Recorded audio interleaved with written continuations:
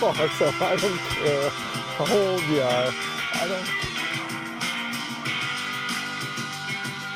Nice fish. Another dock bass.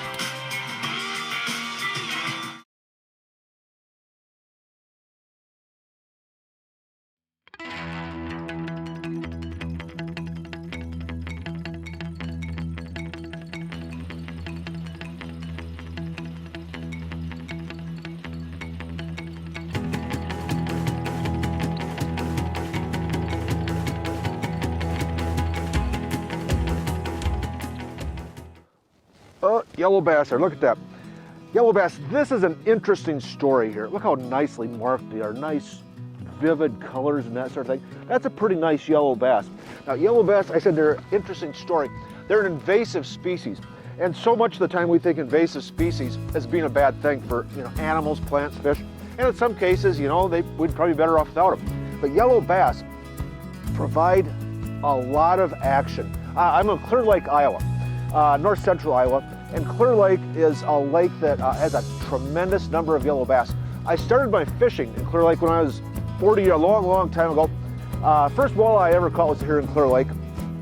And at that time, in the 60s and 70s, Clear Lake was a bullhead lake, infested with bullheads. They did a reclamation project here a number of years ago.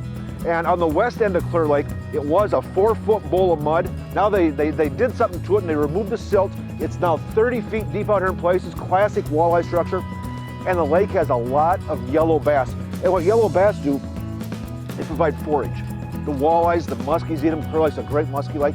But the walleyes and muskies eat the yellow bass, but so do people. They're absolutely outstanding on the table. And you might, a big yellow bass is 10 inches, something like that. And there's no limit on them. And you might wonder, why would somebody want to go and catch 10-inch fish? They're great fun to catch, and you get on them, you catch them a lot. Clear Lake is the home of the Yellow Bass Bonanza. 264 teams are in the tournament this year, and they came from 8 different states. Yellow bass provide a fishery that really should be taken advantage of, and they're becoming more prolific across the Midwest. Northland Fishing Tackle has a number of baits that are very good for yellow bass and crappies and bluegills and that sort of thing also. I'm using a Muska jig today, tungsten, very small, because yellow bass like a small bait, they got a smaller mouth, but it does an outstanding job. Invasive species, sometimes they're not so good, but in this case, the yellow bass are really a boon to the fishermen. Hey folks, we're at Indian Hills Resort on Lake Sakakawea here in North Dakota. We're west of Garrison, North Dakota. You know what? Lake Sakakawea is an outstanding fishery. We just spent about a day and a half chasing walleyes out here. We caught all sizes of fish from 12 inches all the way up to 26 inches.